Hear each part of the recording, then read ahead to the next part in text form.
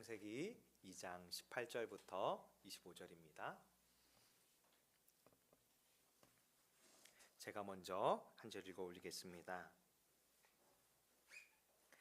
여호와 하나님이 이르시되 사람이 혼자 사는 것이 좋지 아니하니 내가 그를 위하여 돕는 배필을 지으리라 하시니라.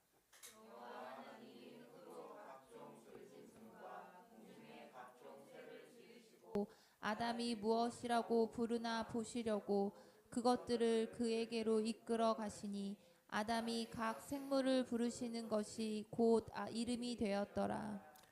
아담이 모든 가축과 공중의 새와 들의 모든 짐승에게 이름을 주니라.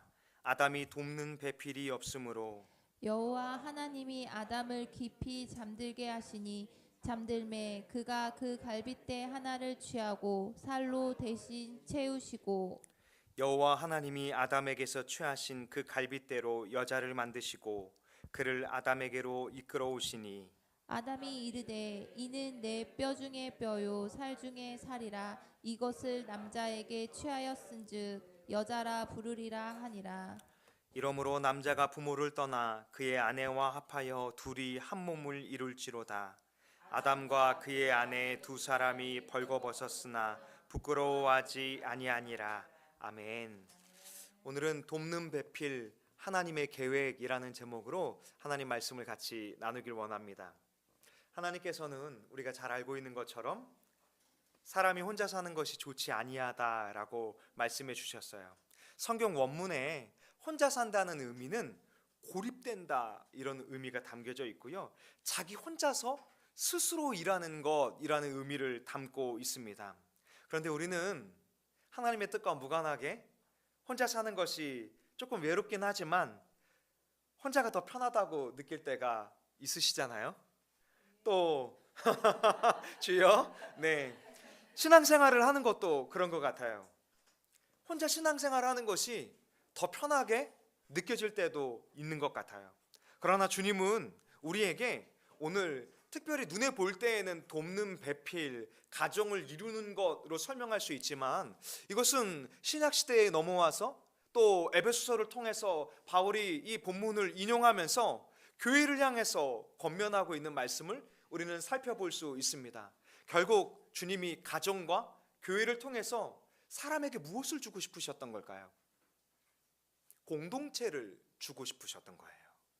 그래서 창세로부터 시작하여 또 초대교회에 이르기까지 또 지금 이 시대에 이르기까지 나 혼자 신앙생활하는 것이 아니라 내 힘으로 살아가는 것이 아니라 믿음의 공동체를 허락하여 주셔서 우리가 어떻게 살아가기를, 어떻게 연합하기를, 또 이것이 단순하게 내가 외롭기 때문에 또 내가 힘이 부족해서 공동체를 이루는 것이 아니라 그 안에 담겨져 있는 하나님의 뜻이 무엇인지를 살펴보면서 우리가 익숙한 본문이지만 다시 한번 하나님의 뜻 앞에 우리의 마음을 비추어 보기를 원합니다.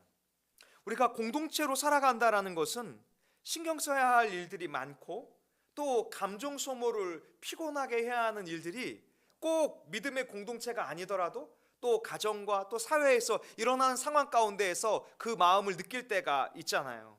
그런데 주님은 오늘 이 말씀을 통해서 우리에게 왜 공동체를 주셨는가, 또 굳이 왜 함께 하라고 하시는가, 또 주님이 우리에게 무엇을 원하시는가를 다시 한번 살펴보기를 원합니다.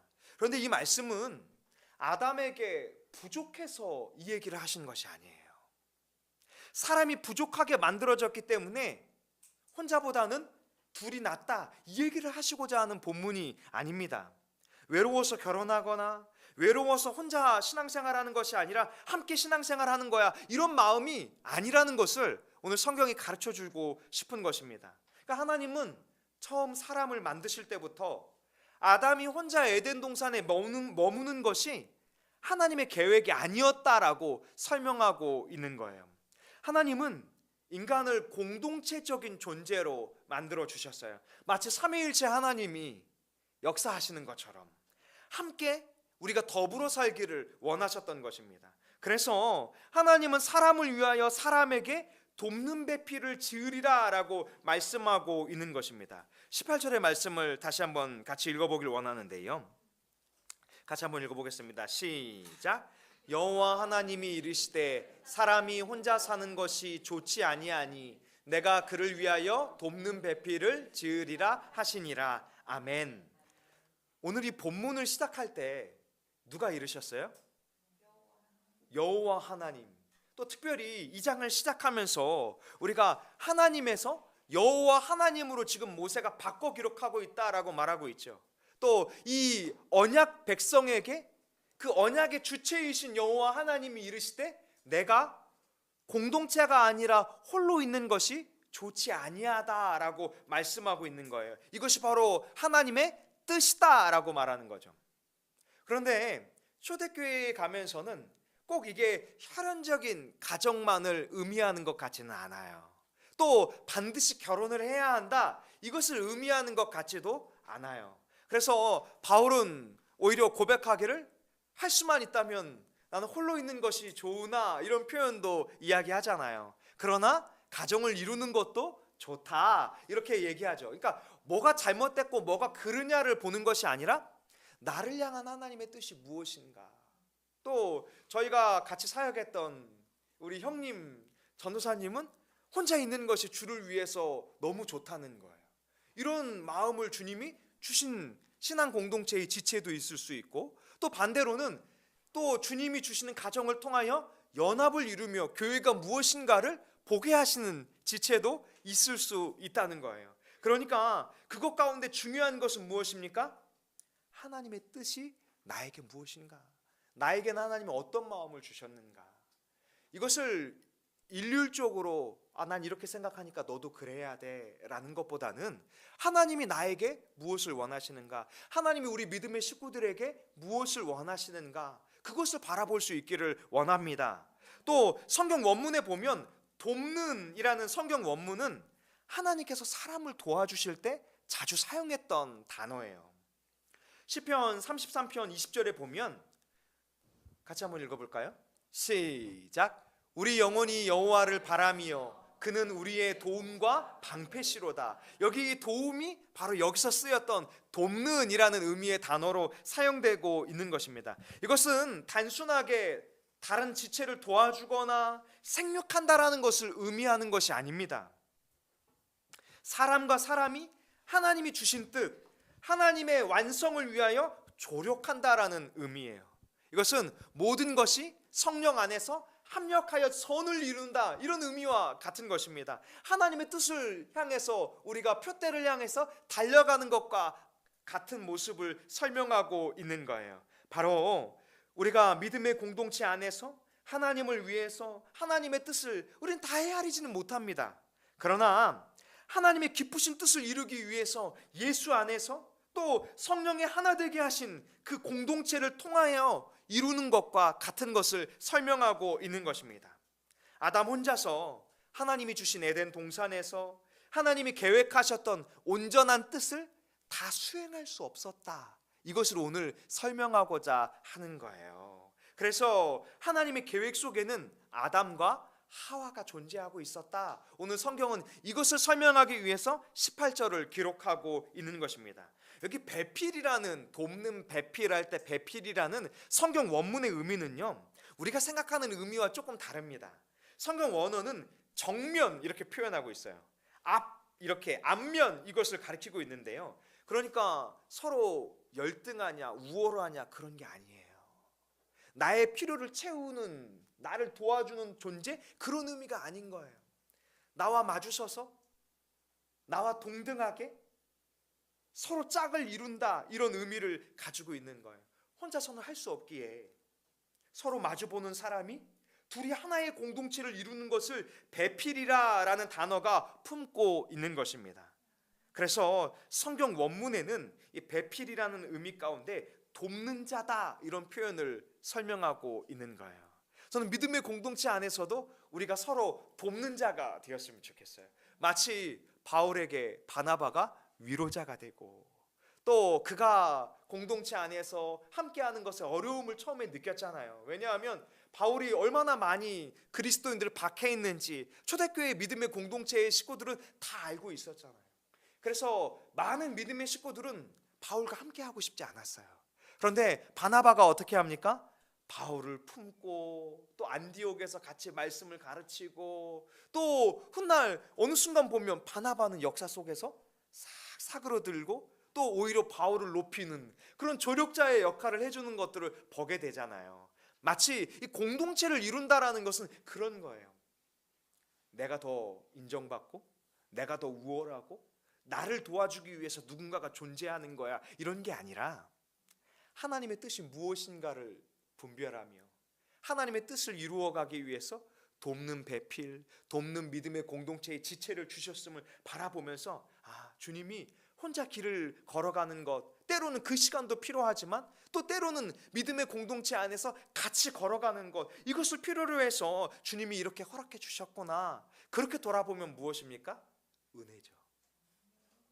그러나 이것을 많은 한국의 이 유교적인 사고 방식 속에서 아담을 돕기 위해서 하와가 만들어졌다라고 생각하는, 아담을 우위에 놓고자 하는 이 그리스도인들이 덜어 있는 것 같아요. 그러나 이것은 성경을 자기 주관대로 해석하고 있는 것입니다. 성경 원문의 의미는 서로 상대의 부족한 부분을 메워주고 또 상대를 조력해주고 하나님의 뜻을 이루는 공동체를 의미하는 거예요. 그래서 신약 성경에 보면 뭐라고 말합니까? 피차 복종해라. 이 말의 의미는 서로 복종해라. 서로 섬기면서, 서로 하나님의 마음으로 섬기면서 하나님의 뜻을 이루어가라, 이렇게 말씀하고 있는 것입니다. 우리는 하나님의 시선에서 부부가 무엇인지를 바라봐야 합니다. 하나님의 시선에서 가정이 무엇인지를 바라봐야 합니다. 하나님의 시선에서 신앙 공동체를 바라봐야 할 줄로 믿습니다. 내가 중심이 되고 내가 목적이 되면 우리는 주님이 함께 하라고 하셨던 그 부르심을 온전히 이룰 수가 없어요. 우리의 목적을 이루기 위해서 많은 신앙의 식구들 가운데에서도 하나님을 이 목적을 이루기 위한 수단으로 둔갑시키는 일들도 많이 일어나잖아요.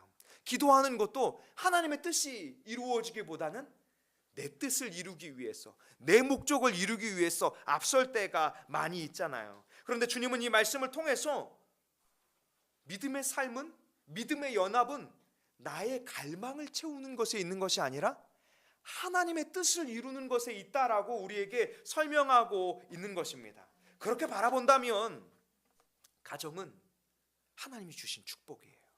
신앙 공동체는 하나님이 주신 축복이에요.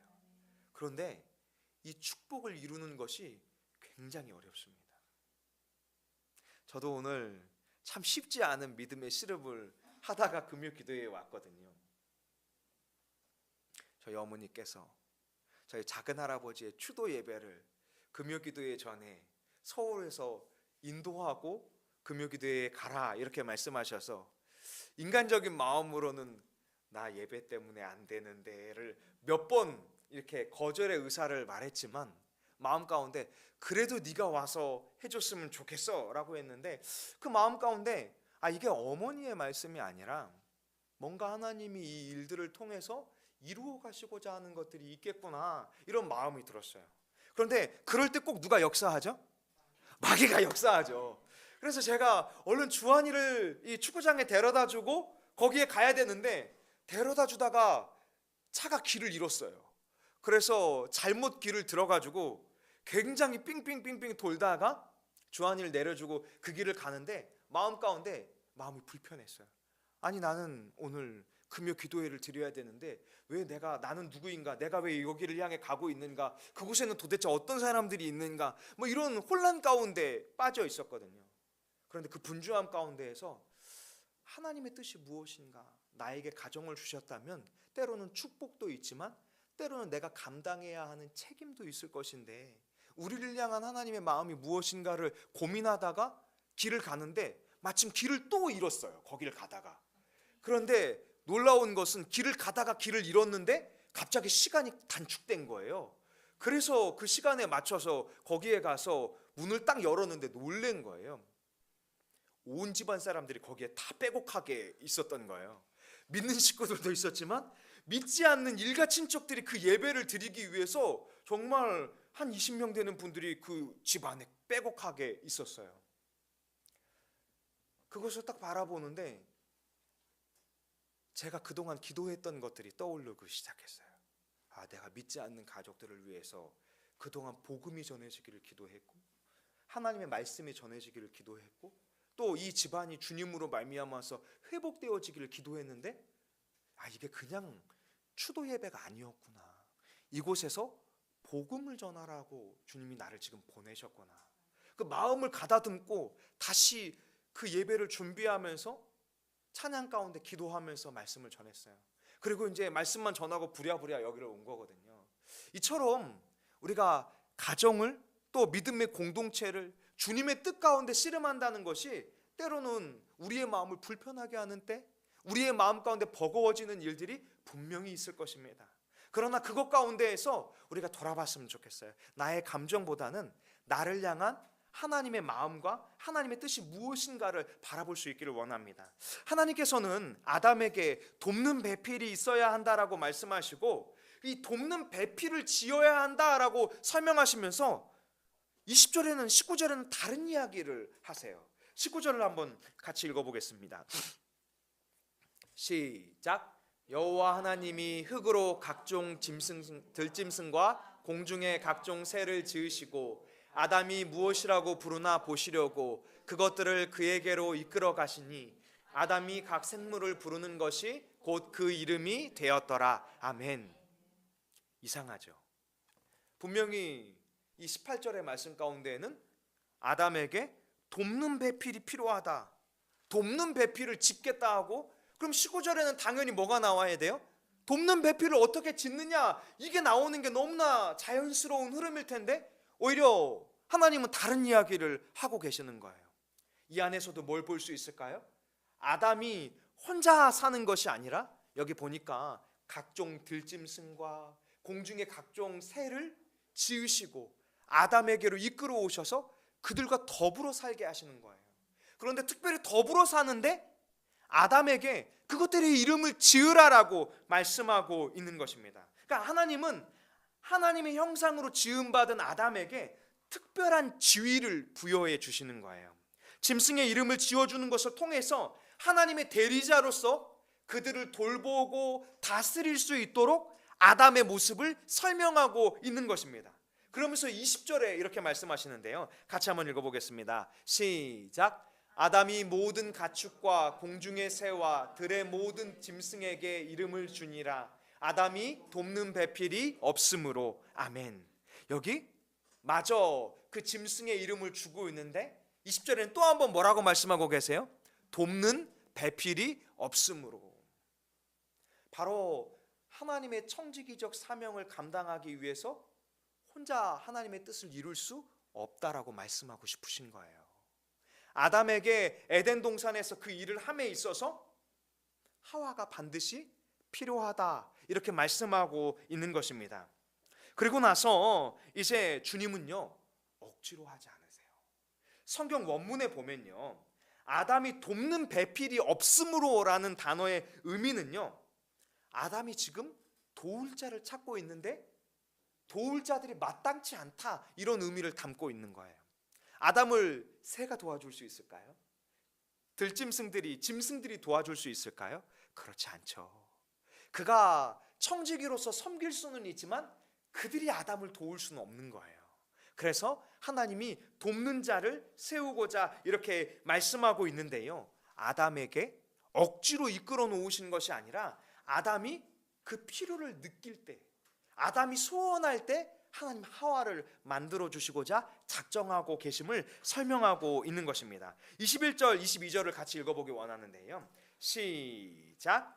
여호와 하나님이 아담을 깊이 잠들게 하시니 잠들매 그가 그 갈빗대 하나를 취하고 살로 대신 채우시고 여호와 하나님이 아담에게서 취하신 그 갈빗대로 여자를 만드시고 그를 아담에게로 이끌어 오시니. 아멘. 여러분, 하나님이 아담을 처음 만드실 때 뭘로 만드셨어요? 흙으로 만들었죠.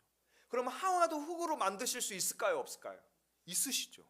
그런데 하나님 굳이 왜 아담의 갈빗대를 취하여 하와를 만드셨을까요? 네, 맞습니다. 바로 이 아담을 잠들게 하셔서 그 갈빗대를 취해서 여자를 만들었다라고 하나님은 하와를 만든 원리를 설명하고 있는데요, 23절은 그 고백을 통해서 하나님의 목적이 무엇인지를 설명하고 있어요. 같이 한번 읽어보겠습니다. 시작. 아담이 이르되 이는 내 뼈 중에 뼈요 살 중에 살이라. 이것을 남자에게서 취하였은즉 여자라 부르리라 하니라. 아멘. 남자와 여자가 남자의 몸에서 갈빗대를 취하여 만듦으로 하나님의 뜻 안에서 하나됨을 설명하고 있는 거예요.